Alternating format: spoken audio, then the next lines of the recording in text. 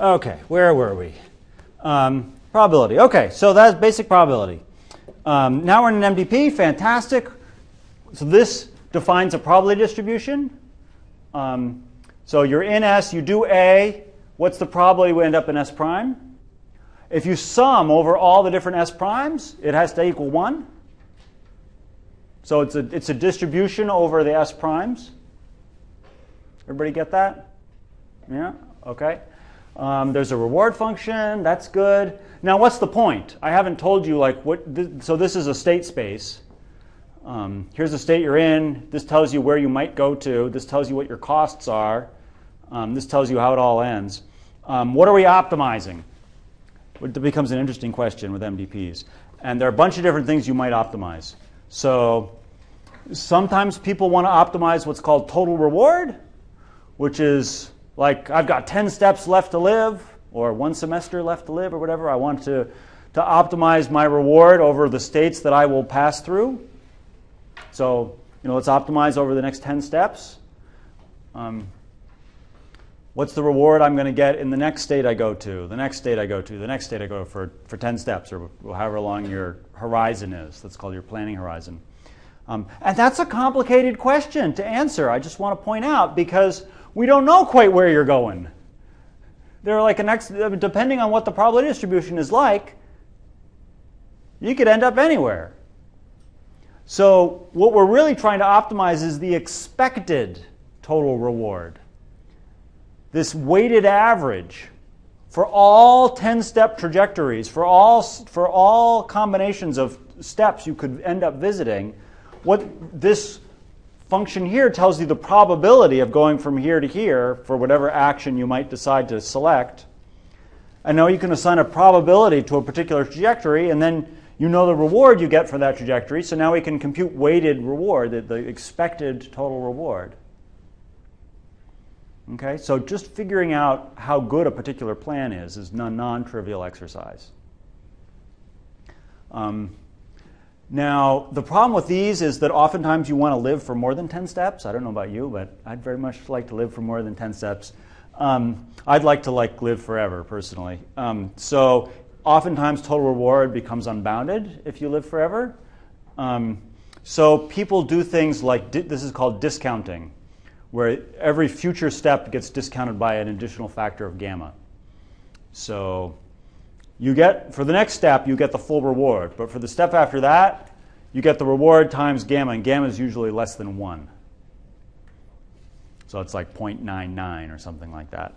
So if you, and gamma goes up exponentially. So these sums converge to some finite value. And a lot of people like these because you're in some random process anyway, and usually things are changing. So if you try and figure out, if the 10,000th step from now had the same weight as the next step, that would be kind of silly, because we don't even know what the world's going to be like in 10,000 steps. So if you're dealing with money, this is also very good, because it turns out that if you give your money to like the stock market or the bank or something, you get a certain return on your income. So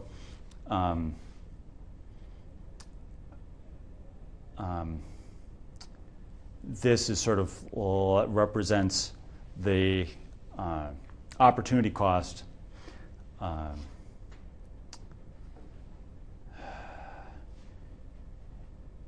If this were a cost, you were trying to minimize cost, the costs in the future are discounted with respect to today. Because money is worth, maybe this is the inflation rate, for example, the inverse of the inflation rate. So this is often what you're trying to optimize. Now, I'm hoping the slide is about to talk about policies. Yes, thank God. So for a strips planning problem, we know what's going to happen with every action. So we can, for every action, we only have to consider one successor state. And once we find a plan that takes us to the goal, we can execute it with our eyes shut. Just go, because we know what's going to happen. In an MDP, there's this randomness. We do not know what's going to happen. And there's nothing saying that this probability distribution has to be nice to you. this could, I mean, the probability distribution could be very flat. There might be non-zero probability of you ending up in any possible state. Let me tell you, if you're a little robot with really crappy sensors, the world appears very opaque to you. Like, people come up to you and then take you to different rooms without you even doing anything. So instead of finding just a single straight line plan, we need to find a policy. And I think I actually talked about this a little while ago because someone was asking about MDPs, like even back when we were doing heuristic search. For MDPs, we need to, ideally, we would find a policy which is a mapping from every possible state to the action that we should do in that state. So no matter where we end up, no matter where the transition function takes us, we're going to know what to do. Okay? Yeah? Doesn't it, like, I mean, is it always the same action for like whatever state you're in? Isn't that amazing? That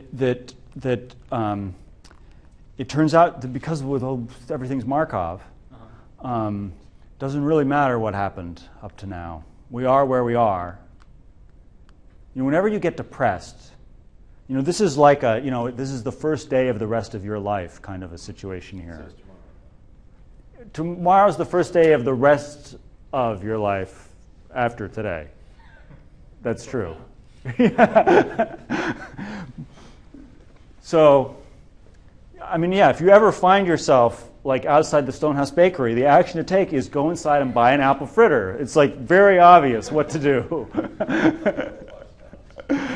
Very obvious what they have. I mean, the good thing about a good donut shop is, and the Stonehouse has this property that, like Krispy Kreme and Dunkin', for example, like they have products that are okay. Like most of their products are crap, but they have certain things that are okay. You go to the Stonehouse, they've got a good powdered donut. They've got a good glazed donut. They've got a good apple fritter. Like, they can do it across multiple. It's like this year's Turing Award winner, Yuta Pearl.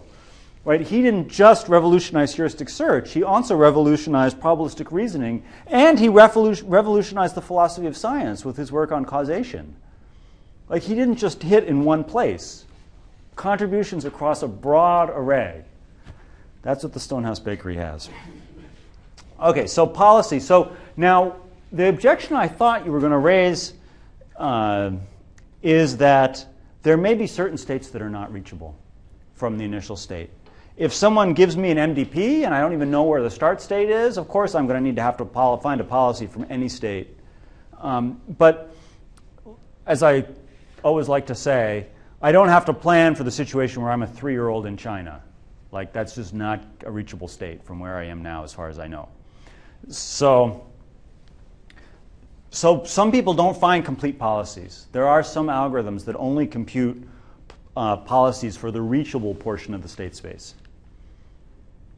Since you guys are going to be working full-time on your projects, I hope, or significantly on your final projects, for assignment 4, you don't have to implement those fancy algorithms. You'll just do simple algorithms that find a policy for all states. And that way you don't have to worry about anything. But there are algorithms that only bother to compute the policy for the, and we'll talk about a couple of them, only bother to compute the policy for the reachable states.